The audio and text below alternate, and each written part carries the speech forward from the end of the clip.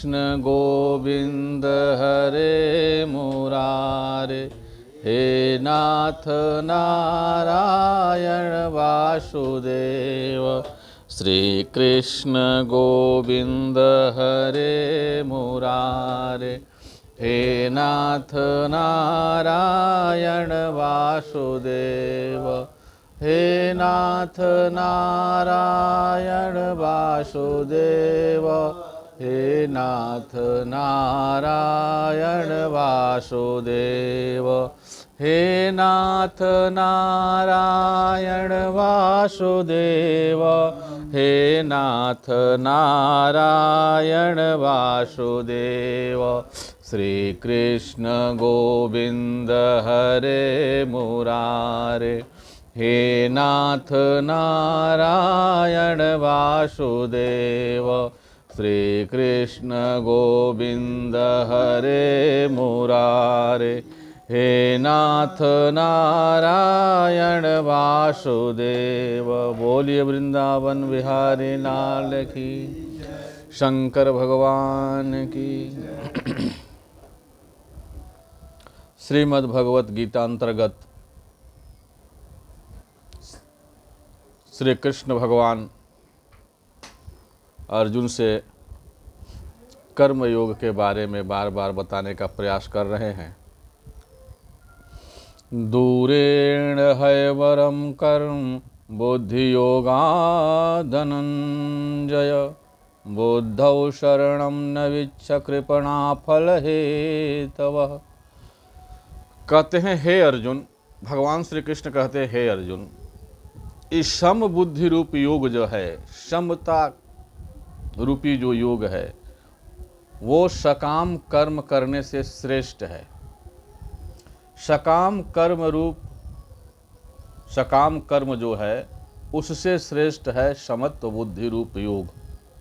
इसलिए हे धनंजय, तू इस समत्व बुद्धि रूप योग में ही रक्षा का उपाय ढूंढ। तू रक्षा का उपाय इस समत्व बुद्धि रूप योग में ही ढूंढ। समत्व बुद्धि रूप योग मतलब निष्काम कर्म करते हुए सबके प्रति समता का भाव रखना। निष्काम कर्म करते हुए निष्काम कर्म करते हुए अपने आप को सम बुद्धि रखते हुए, निष्काम काम करते हुए समस्त जीवों में समता का भाव रखना ही समत्व बुद्धि रूप योग है। अर्थात बुद्धि योग का ही आश्रय ग्रहण कर। तो बुद्धि योग का ही, बुद्धि योग माने समत्व रूपी योग, समता का योग, उसमें ही तू अपना उद्धार का आश्रय ग्रहण कर, क्योंकि फल के हेतु बनने वाले अत्यंत दीन होते हैं।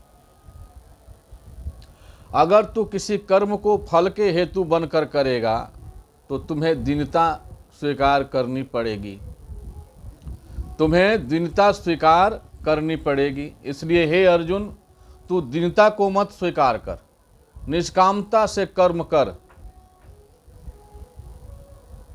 जैसे हम 10 किलो गेहूं निष्कामी कर्म के द्वारा निष्काम होकर के 10 किलो गेहूं धरती में बो देंगे। 10 किलो गेहूं हम धरती में बो देंगे। हमारी कोई कामना नहीं है,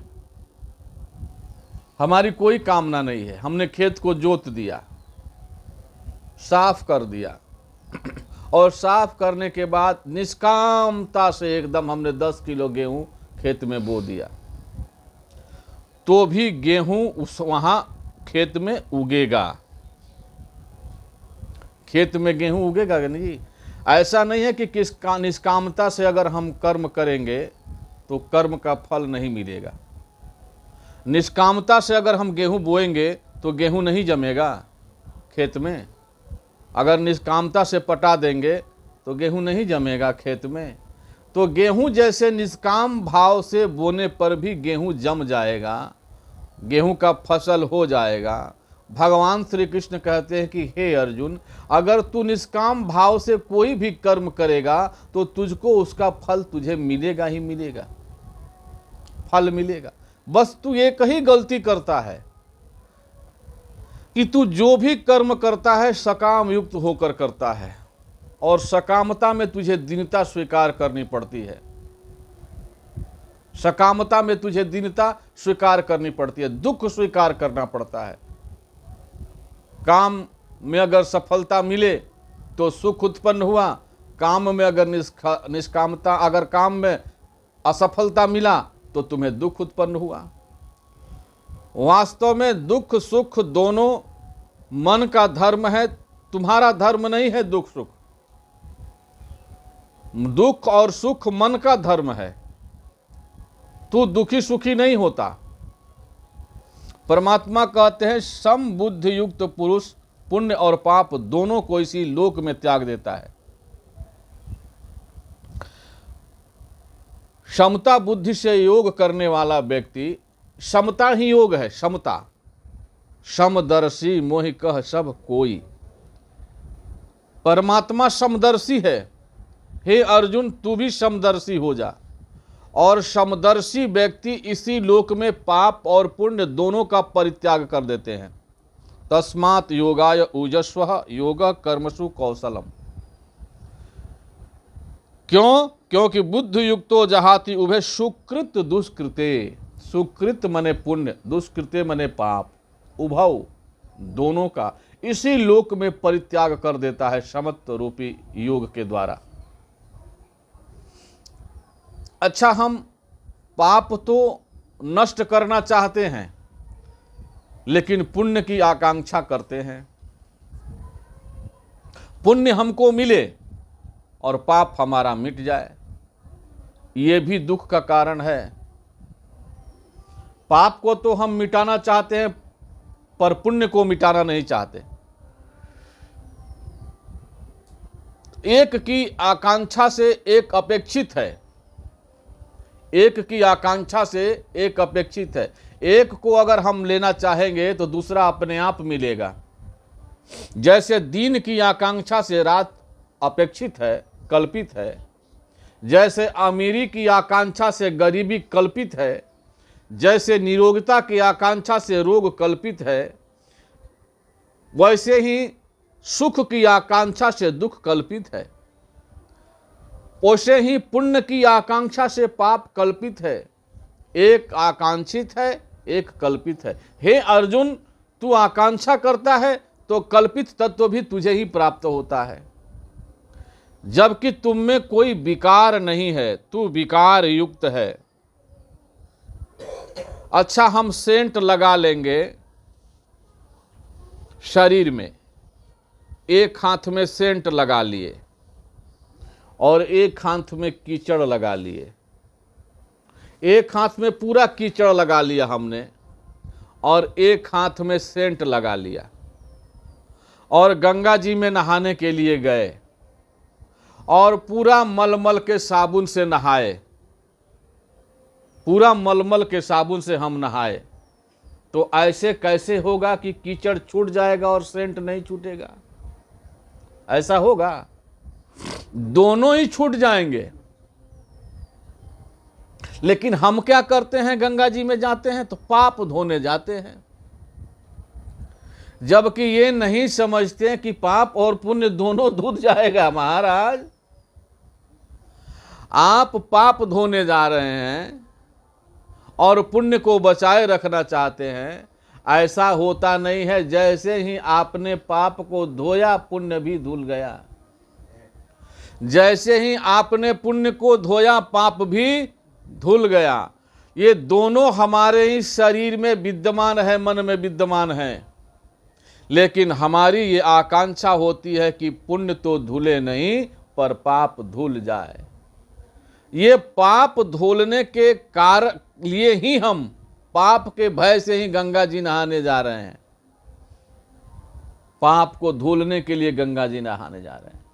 लेकिन होता ये है कि जैसे हम गए तो सेंट भी धुल गया, जैसे हम गए तो कीचड़ भी धुल गया, वैसे ही उभव सुकृत दुष्कृते, दोनों के दोनों बुद्धि युक्तो जहाति उभय सुकृत दुष्कृते। वैसे ही हे अर्जुन, जैसे ही तू समता को प्राप्त होगा, क्षमता को प्राप्त होते ही तेरे पाप और पुण्य इसी लोक में इसी शरीर से धुल जाएंगे। और जैसे ही तेरे पाप और पुण्य धुल जाएंगे तू पवित्र हो जाएगा, तू निर्मल हो जाएगा। वास्तव में तुझ में कोई विकार है नहीं। जैसे जल में अगर हम चीनी डाल दें तो जल में विकार उत्पन्न हो जाएगा। जल में चीनी डाल देंगे तो जल में विकार उत्पन्न हो जाएगा। जल में अगर हम जहर डाल दें तो जल में विकार उत्पन्न हो जाएगा। जल में अगर अमृत ही डाल दें तो जल में विकार उत्पन्न हो जाएगा। जल में नमक डाल दें तो जल में विकार उत्पन्न हो जाएगा। जल में अगर हम कोई भी दूसरी चीज डालेंगे तो वो दूसरी चीज जल में विकार उत्पन्न कर देगा। जल में नमक डाल दो तो जल नमकीन हो जाएगा। अगर जल में चीनी डाल दे तो जल मीठा हो जाएगा। अगर जल में जहर डाल दे तो जल मरण धर्मा हो जाएगा। जल में अमृत डाल दे तो जल अमर धर्मा हो जाएगा। एक का विकार दूसरा में युक्त हो जाएगा, विकार से युक्त हो जाएगा। एक का धर्म दूसरा धारण कर लेगा। लेकिन हे अर्जुन, आत्मा में ऐसी बात नहीं है। आत्मा में ऐसी बात, आत्मा में शरीर का विकार भास रहा है परंतु है नहीं। आत्मा में कोई विकार है ही नहीं। वो विकार रहित है, वो निर्विकार है। और निर्विकार रूपी सत्ता में तुम्हें विकार दिखाई दे रहा है मृत्यु का, तुम्हें विकार दिखाई दे रहा है जन्म का, तुम्हें विकार दिखाई दे रहा है बालकपन का, कुमारावस्था का, युवा अवस्था का, वृद्धावस्था का। तो जो तुम्हें मृत्यु का विकार दिखाई दे रहा है कि ये भीष्म आदि जो हैं, ये द्रोणाचार्य आदि जो हैं, ये कर्ण विकर्ण आदि, दुर्योधन दुशासन आदि जो है, ये सभी मर जाएंगे। ऐसा मरने का विकार आत्मा में नहीं भासता है, आत्मा में है नहीं, परंतु तुम्हें दिखाई दे रहा है भ्रम के कारण। हे अर्जुन, ये शरीर नहीं भी तू मारोगे तो भी ये मर जाएगा। इसलिए तू समता को प्राप्त हो जा, और समता को प्राप्त हो करके पाप और पुण्य दोनों को इसी लोक में छोड़ दे, इसी लोक में त्याग दे, अर्थात इनसे मुक्त हो जा। इससे तू समत्व रूप योग में लग जा। हे समत्व रूप योग ही कर्मों में कुशलता है। कर्मों की कुशलता क्या है? समत्व रूप योग। कर्मों की कुशलता क्या है? तो समत्व रूप योग, अर्थात कर्म बंधन से छूटने का उपाय।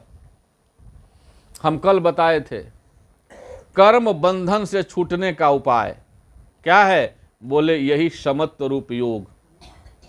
अगर समत्व रूप योग को तू बुद्धि में अगर अपने आप में धारण कर लेगा तो समता को धारण करते ही जीव कर्म बंधन से छूट जाता है। जीव का शरीर कर्म निर्मित तनु है, कर्म निर्मित तनु, और परमात्मा का शरीर निज इच्छा निर्मित तनु है। परमात्मा निज इच्छा निर्मित तनु है और जीव कर्म निर्मित तनु है। इसलिए कर्ता भोक्ता जीव बनता रहता है, कर्ता और भोक्ता जीव बनता रहता है। क्यों? क्योंकि कर्म को भोगने के लिए ही जीव इस संसार में आया है। ये भोगा यतन है, ये योगा यतन है। इस शरीर से तुम योग भी करेगा और भोग भी करेगा। हे अर्जुन, इस शरीर से तू योग भी करेगा और भोग भी करेगा। पुराने कर्म को मिटाएगा और नया कर्म उत्पन्न भी करेगा। प्रारब्ध कर्म को तू मिटाएगा और नया संचित कर्म को तू मिटाएगा, और नया कर्म करने की भी शक्ति तुझ में है। इसलिए हे अर्जुन, तू इन कर्म के बंधन से छूटने के लिए समत्व रूप योग को अपना ले, और समत्व रूप योग को अपनाकर एकदम पुण्य और पाप दोनों को यही त्याग कर, अर्थात सोने के जंजीर को भी यहीं छोड़ दे और लोहे के जंजीर को भी यहीं छोड़ दे।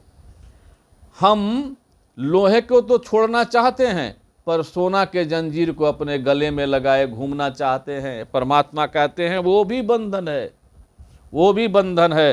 कर्मजम बुद्धि युक्ता ही फलम तयकत्वा मणिसिनः जन्म बंध विनिर्मुक्ता पदम गच्छन्ते अनामम। क्योंकि समत्व रूपी बुद्धि युक्त ज्ञानी जन्म कर्मों में उत्पन्न होने वाले फल का त्याग कर जन्म रूप बंधन से मुक्त हो जाते हैं। जन्म और मृत्यु रूपी बंधन, बंधन क्या है? बोले जन्म और मृत्यु। जीव का सबसे बड़ा बंधन क्या है? सबसे बड़ा विकार क्या है? सबसे बड़ा रोग क्या है? तो बोले जन्म और मृत्यु। जीव जन्म और मृत्यु के रोग से एकदम बंधा हुआ है, और जब तक तू जन्म और मृत्यु के बंधन से मुक्त नहीं होगा, निर्विकार परम पद को प्राप्त नहीं होगा, तब तक शांति को नहीं प्राप्त कर पाएगा, आनंद को नहीं प्राप्त कर पाएगा। एक आदमी करोड़ों का संपत्ति लेकर के, करोड़ों की संपत्ति लिया हुआ है और शांति खोजने चला, सुख खोजने चला, आनंद खोजने चला, ऐसा समझ लीजिए, आनंद खोजने चला। और करोड़ों की संपत्ति लिए हुए है और खरीदने के लिए चला आनंद, सुख, शांति। महाराज हर दुकान में शांति खोज रहा है, परंतु शांति कहीं बिकती नहीं, आनंद कहीं बिकता नहीं। किसी से पूछता है, महाराज ये करोड़ों की संपत्ति आप ले लीजिए और हमें आनंद दे दीजिए, कोई आनंद नहीं दे रहा है, क्योंकि किसी के पास आनंद है ही नहीं, वो निरपेक्षित सत्ता से एक है ही नहीं, वो शरीर के सापेक्ष से एक होकर के नाना प्रकार के दुख को भोग रहा है जीव। तो एक व्यक्ति ने कहा कि एक महात्मा तुम्हें आनंद दे सकता है, एक महात्मा तुम्हें आनंद दे सकता है। उसको लोग पगला बाबा बोलते हैं महाराज। तो वो बाबा तुम्हें आनंद दे सकता है। अच्छा, वो आनंद दे सकता है? बोले हाँ। तो वो आदमी ले करके करोड़ों की संपत्ति उस बाबा के झोपड़िया में गया। बोला गांव से दूर एक झोपड़ी लगा करके वो बाबा रहता है, वहीं बाबा के पास चला जा। वो आदमी गया और झोपड़ी में बाबा अपना ध्यान में मस्त थे। बाबा के चरणों में प्रणाम किया और बाबा से कहा, महाराज हम आपसे कुछ मांगने आए हैं। बाबा की ध्यान टूटी तो बाबा ने कहा, क्या मांगने आए हो? तो उसने कहा, महाराज हमने सुना है आपके पास आनंद है, सुख है, शांति है। हम आनंद को खोज रहे हैं, करोड़ों की संपत्ति लेकर आनंद खोज रहे हैं, पर कहीं आनंद मिल नहीं रहा है। बाबा से बात कर ही रहा था, तब तक बाबा करोड़ों की संपत्ति लेकर उसका भाग गए।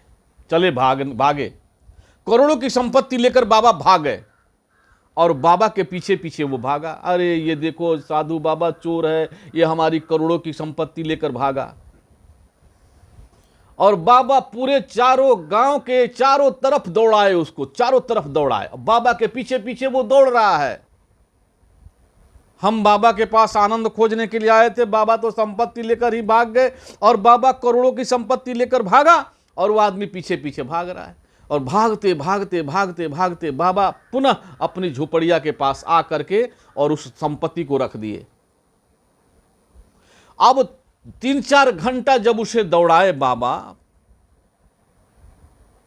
और दौड़ता दौड़ता उसने सोचा कि हो सकता है बाबा झोपड़िया में फिर गया होगा,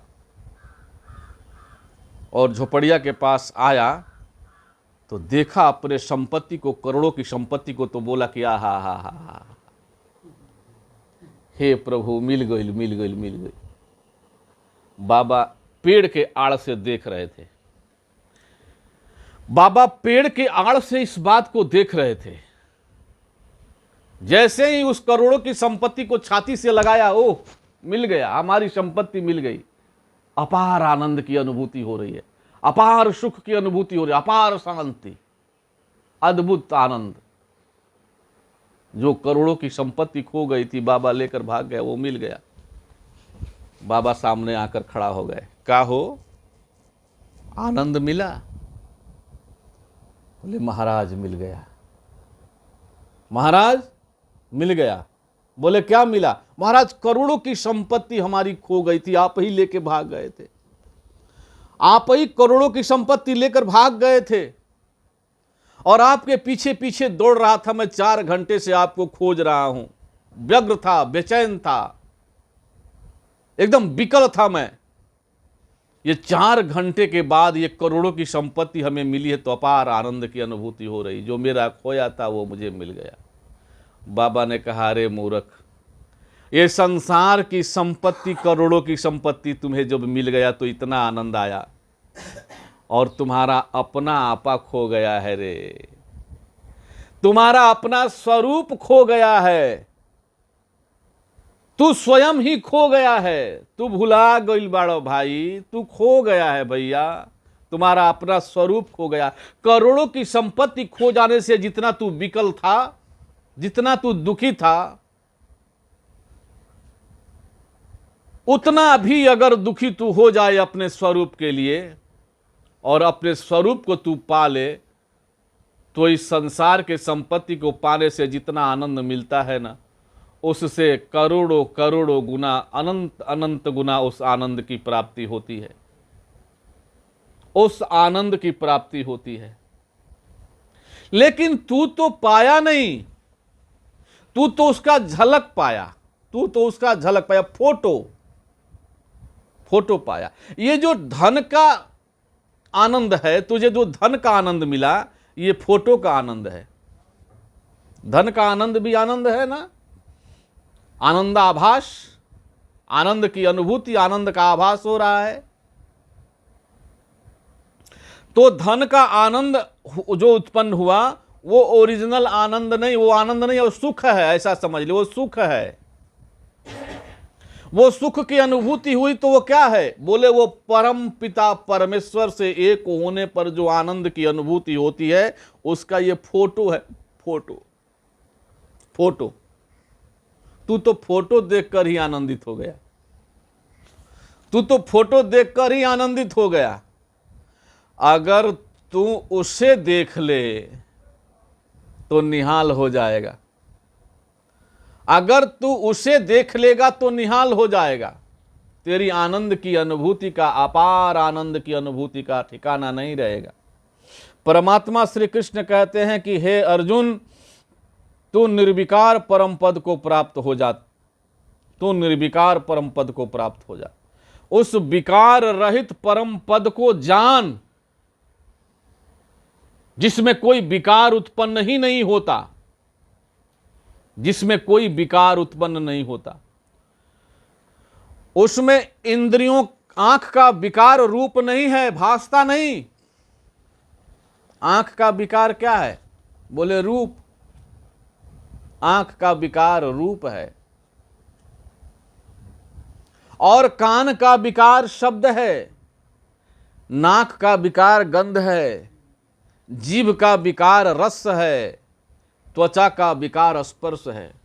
ये रूप, शब्द, गंध, रस, स्पर्श आदि जो विकार उत्पन्न हो रहे हैं, ये रूप, रस, गंध, शब्द, स्पर्श आदि विकार उस चेतन आत्मा में नहीं भासते, उसमें नहीं है। वो निर्विकार है, वो निर्विकार है। बड़ी विचित्र बात है। हम एक थोड़ा सा उदाहरण देते हैं रामचरितमानस से, छोटा सा उदाहरण। परमात्मा राम केवट के पास, उदाहरण बाबा, परमात्मा राम केवट के पास जा रहे हैं नैया मांगने के लिए। मांगी नाव न केवट आना, कही तुम्हार मरम में जाना। बड़ा सुंदर प्रसंग है, इस पर कभी विचार किया जाएगा। ये महाराज मांगी नाव न केवट आना, केवट नहीं ला रहा है। दूसरे अर्थ में कह रहे हैं कि मांगी नाव न केवट आना। परमात्मा ने नाव नहीं मांगी, केवट ले आया। मांग कौन रहा है? बड़ी विचित्र बात है। ये केवट से नैया मांग कौन रहा है? और केवट से ही नाव क्यों मांग रहा है? और मांग क्या रहा है? तीन चीज। मांगने वाला कौन, मांग क्या रहा है, और मांग किससे रहा है? तो मांगने वाला परब्रह्म परमेश्वर परमात्मा कौन को कह रहे हैं तुलसीदास जी की बिनु पद चलई सुनई बिनु काना कर बिनु कर्म करई विधि नाना आनन रहित सकल रस भोगी बिनु बानी बकता बड़ जोगी। वो मांग रहा है महाराज। मांग कौन रहा है? वो निर्विकार सत्ता, वो सत्य सत्ता, वो बिनु पद चलई सुनई बिनु काना। उसमें चलने रूप विकार, उसमें चलना रूपी विकार नहीं होता। बिनु पद चलई, उसमें चलना रूपी विकार उत्पन्न होता नहीं, उसमें सुनना रूपी विकार उत्पन्न होता नहीं, उसमें करना रूपी विकार होता नहीं। बिनु पद चलई सुनई बिनु काना कर बिनु कर्म करई विधि नाना। उसमें करना रूपी विकार होता ही नहीं। वो न चलता है, वो न सुनता है, वो न करता है, वो न देखता है। बड़ी विचित्र बात है। लेकिन फिर भी जब वो चेतन शक्ति एक जगह संचित होती है, वो निर्विकार सत्ता, समझने वाली बात है, वो निर्विकार सत्ता, वो चेतन शक्ति जब एक जगह संचित होती है तो राम के रूप में प्रकट हो जाती है। वो चेतन शक्ति, वो निर्विकार सत्ता जिसमें कोई विकार नहीं है, वो चेतन शक्ति जब एक जगह संचित होती है, एक जगह सेंटराइज होती है, तो वो चेतन शक्ति ही राम रूप में प्रकट हो जाती है। अब उसमें देखना रूपी विकार उत्पन्न होने लगता है।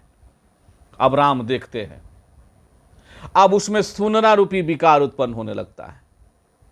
राम सुनते भी हैं, राम चलते भी हैं, राम करते भी हैं।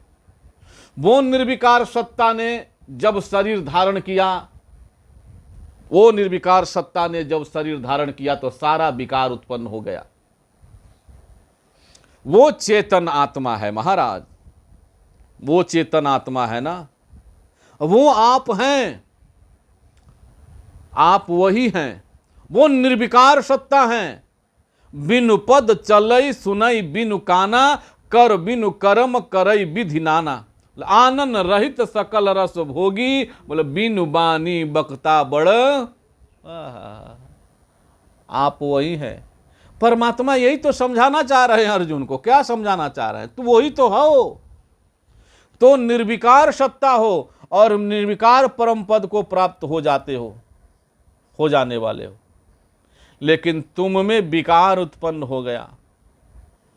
तुम देखना रूपी विकार उत्पन्न हो गया, सुनना रूपी विकार उत्पन्न हो गया, सूंघना रूपी विकार उत्पन्न हो गया, चखना रूपी विकार उत्पन्न हो गया, स्पर्श रूपी विकार उत्पन्न हो गया, पाप रूपी विकार उत्पन्न हो गया, पुण्य रूपी विकार उत्पन्न हो गया, सुख रूपी विकार उत्पन्न हो गया, दुख रूपी विकार उत्पन्न हो गया, जय पराजय हो गए, लाभ हानि हो गया। ये सारे के सारे विकार ही तो हैं। तुम निर्विकार होते हुए भी सारे विकार को तूने धारण कर लिया। जैसे जल ने चीनी के विकार को धारण कर लिया और मीठा हो गया जल, जैसे नमक के विकार को धारण करके खरा हो गया जल, वैसे ही देह के विकार को धारण करके तू देही हो गया, देह वाला हो गया। जबकि तू देह वाला नहीं है, तू देह से रहित है। तू देह वाला नहीं है, देह से रहित है। और मांग रहा है वो नैया जो निर्विकार सत्ता है, ब्रह्म है, और विकारी होकर राम बन करके, मतलब देखना सुनना मांगना चलना। तो महाराज मांग क्यों रहे हो नैया? तू तो बिना पद चलई सुनई बिनु काना हो। अच्छा, ये रामायण का विषय है, हमने उदाहरण देने के लिए बात कहा है। तो परमात्मा कृष्ण कहते हैं अर्जुन से कि तू वही निर्विकार सत्ता है, तू मुझसे अलग नहीं है, तू मुझसे अलग नहीं, जो मैं हूं वही तू है, जो तू है वही मैं हूं। एक ही शक्ति दो रूप में विभक्त होकर एक अर्जुन और एक कृष्ण दो रूप में दिखाई दे रही है, एक शिष्य एक गुरु के रूप में दिखाई दे रही है। एक गुरु ने कहा कि अहम ब्रह्मास्मि, मैं ब्रह्म हूं, तो शिष्य ने कहा कि मैं कौन हूं गुरु जी? आप अहम ब्रह्मास्मि कह रहे हैं, मैं ब्रह्म हूं, तो मैं कौन हूं? तो गुरु ने कहा कि तत्त्वमसि, तू भी वही है, तू भी वही है। कौन? अहम ब्रह्मास्मि, तू भी वही है, जो मैं हूं वो तू है, तुझ में मुझ में अंतर नहीं है, तुझ में मुझ में केवल शारीरिक भेद से अंतर सी प्रतीति हो रही है।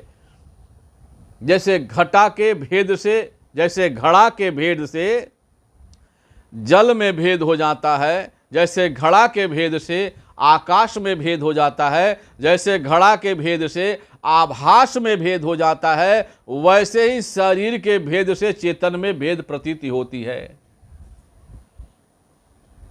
घड़ा में भेद है, दो घड़ा है, तो दो घड़ा में दो आकाश दिखाई दे रहा है, दो घड़ा में दो आकाश दिखाई दे रहा है। आकाश तो दो है नहीं, आकाश तो एक ही है, पर घड़ा के आवरण से, घड़ा के उपाधि से, घड़ा के भेद से आकाश दो दिखाई दे रहा है।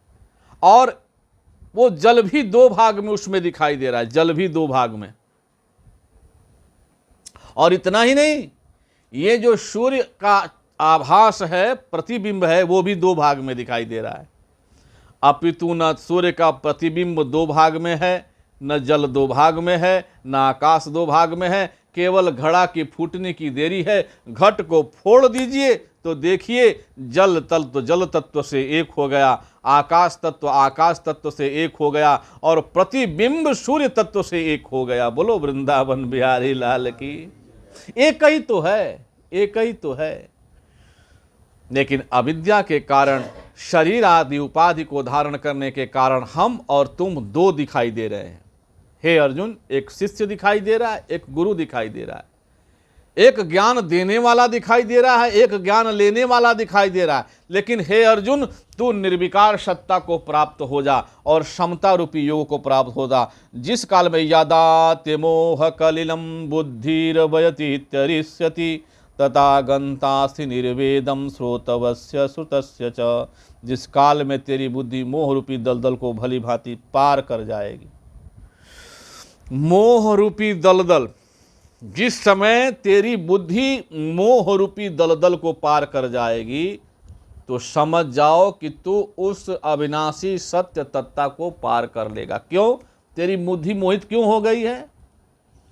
बुद्धि मोहित क्यों हो गई है? तू कह रहा है कि महाराज ये लोग मारे जाएंगे, ये लोग मारे जाएंगे, तो स्त्रियां दूषित हो जाएंगी, वर्ण संकरता उत्पन्न होगी, तो पिंडोदक क्रिया लुप्त हो जाएगा। वास्तव में नाना प्रकार के शास्त्र के वचनों को सुनकर तेरे बुद्धि में नाना प्रकार का भ्रम उत्पन्न हो गया है। शब्द जालम महारण्यम चित्त भ्रमण कारकम। नाना प्रकार के वचनों को सुनने से तेरे चित्त में भ्रम उत्पन्न हो गया है, और जब तक तू भ्रम को निवृत्त नहीं करेगा, मिटाएगा नहीं, तब तक तू निर्विकार सत्ता से उत्पन्न दोष से उत्पन्न नहीं हो पाएगा, निर्विकार सत्ता से एक नहीं हो पाएगा। कह रहे हैं कि जब तक तेरी बुद्धि मोह के दलदल से निकलेगी नहीं, मोह मने मूढ़ जाना, हम बार बार कहले बनी, मोह मने मूढ़ जाना। मोहयति इति मोह, मोहयति इति मोह। मोह का मतलब होता है मूढ़ जाना, मूढ़ जाना। जैसे खुरपी चलाई ले जा हमनी के, मूढ़ जाला, कुदारी चलाई ले जा तो मुड़ जाता है। जैसे गणासी मुड़ जाए, तो जैसे खुरपी कुदारी गणासी आदि मुड़ जाए, हंसुआ मुड़ जाए, तो हम क्या करते हैं? लोहार के पास ले जाकर पिटवा देते हैं। तो फिर कार्य करने लगता है। वैसे ही हमारी बुद्धि परमात्मा के तरफ से मुड़ गई है। कहाँ? संसार के तरफ। हमारी बुद्धि अपने स्वरूप से मुड़ गई है शरीर के तरफ। हमारी बुद्धि अपने स्वरूप से शरीर के तरफ मुड़ गई है। अब मैं शरीर को ही सत्य मानता हूं। कहते हैं कि महाराज कोई सत्येंद्र नाम का सत्ता प्रतीत हो रहा है, कोई सत्येंद्र पाठक नाम का सत्ता दिखाई दे रहा है। तब कोई पूछेगा तो कौन है आप? तो बोलेंगे हम कि सत्येंद्र पाठक। हम सत्येंद्र पाठक है ही नहीं, हम नहीं हैं, लेकिन दिखाई तो दे रहा है कि एक शरीर ही सत्य है। तो स्वरूप से शरीर के तरफ मुड़ जाना ही मोह है। परमात्मा से संसार के तरफ मुड़ जाना ही मोह है। और ये मोह को मिटाने वाला कौन है? तो बोले कोई सद्गुरु। सद्गुरु के पास जाएंगे तो उसे तेज कर देगा, उसको पुनः परमात्मा के तरफ मुड़ा देगा, उसको पुनः संसार से निकाल करके सत्य सत्ता से स्थित कर देगा, सत्य सत्ता से स्थित कर देगा। अब इस प्रकार से परमात्मा बार बार कहते हैं कि जब तेरी मोह रूपी दलदल से तेरी बुद्धि भली भांति से निकल जाएगी तो उस समय तू सुने हुए और सुनने में आने वाले समस्त लोक और परलोक संबंधी सभी भोगों और भोगों से वैराग्य को प्राप्त होगा। तूने जितनी बात सुन रखे हैं, जितनी कचड़ा भर लिया है तूने महाराज, इतनी बातें गीता में भगवान श्री कृष्ण स्वयं एकदम हिंदी में लिखल बा कि जिस काल में तेरी बुद्धि मोह रूपी दलदल को भली भांति पार कर जाएगी, हिंदी में, उस समय तू सुने हुए और सुनने में आने वाले इस लोक और परलोक, इस लोक और परलोक के बारे में बहुत कुछ सुन रखा है। तो इस लोक और परलोक सभी परलोक संबंधी सभी भोगों से वैराग्य को प्राप्त होगा। तूने सुन लिया है स्वर्ग में दिव्य भोग मिलते हैं, तूने सुन लिया है कि स्वर्ग में दिव्य भोग भोगने को मिलते हैं और यहां पर स्थूल भोग भोगने को मिलते हैं। हम यहां पर क्या भोग भोग रहे हैं? स्थूल भोग और स्वर्ग में दिव्य भोग। अब तू इतना लालची है कि स्थूल भोग भी भोगना चाहता है और दिव्य भोग भी भोगना चाहता है, और दोनों भोगों को भोगने के लिए नाना प्रकार के कर्म और करते रहता है, और कर्म करने के कारण तू बंधन में पड़ा रहता है। कहाँ कहाँ बंधन में पड़ा रहता है? तो कहते हैं कि कभी स्वर्ग के बंधन में पड़ा रहता है तो कभी पृथ्वी लोक के बंधन में पड़ा रहता है। तेरी बंधन छूटती नहीं है, तेरी बंधन छूटती। स्वर्ग लोक भी बंधन है भगवान श्री कृष्ण के माध्यम से। भगवान श्री कृष्ण के कथना अनुसार स्वर्ग लोक भी बंधन है। परमात्मा कहते हैं कि तू स्वर्ग और इस पृथ्वी के भोग को छोड़ करके वैराग्यता को प्राप्त हो जाएगा। वैराग मतलब राग रहित हो जाएगा और तू अपने सत्य स्वरूप सत्ता को पहचान लेगा। परमात्मा बार बार अर्जुन को सत्य स्वरूप सत्ता के बारे में बताने का प्रयास कर रहे हैं। अर्जुन बार बार उनसे सुनता है, प्रश्न करता है। इस प्रकार से परमात्मा बार बार समझाने का प्रयास कर रहे हैं। आगे आज बस यहीं तक, आगे की बात आगे होगी। अनंत कोटि ब्रह्मांड नायक शरण शरण दीनानाथ दीनबंधु अकारण करुणा वरुणालय भक्त वांछा कल्पतरु मोर मुकुट पीतवाशा घनश्याम नंद नंदन ब्रजनंदन द्वारकाधीश भगवान श्री कृष्ण चंद्र के चरण कमलों में मैं अपने प्रवचन पुष्पांजलि को समर्पित करता हूँ। श्री कृष्ण गोविंद हरे मुरारे, हे नाथ नारायण वासुदेव। श्री कृष्ण गोविंद हरे मुरारे, हे नाथ नारायण वासुदेव। हे नाथ नारायण वासुदेव, हे नाथ नारायण वासुदेव, हे नाथ नारायण वासुदेव, हे नाथ नारायण वासुदेव।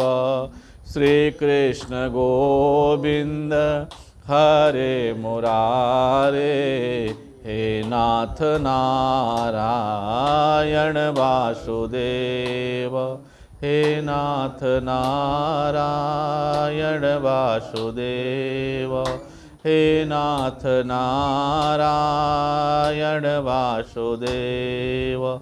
बोलिए वृंदावन बिहारी लाल की, शंकर भगवान की, श्यावर रामचंद्र की, पवन सुत हनुमान की, श्रीमद् भगवद गीता की, कृष्ण अर्जुन भगवान की, अपने अपने गुरुदेव भगवान की, अपने अपने माता पिता की, समस्त भक्त भगवान की, प्रेम से बोलिए नगर बस्ती की, प्रेम से बोलिए नमः पार्वती पतये हर हर महादेव। ओम शांति शांति शांति।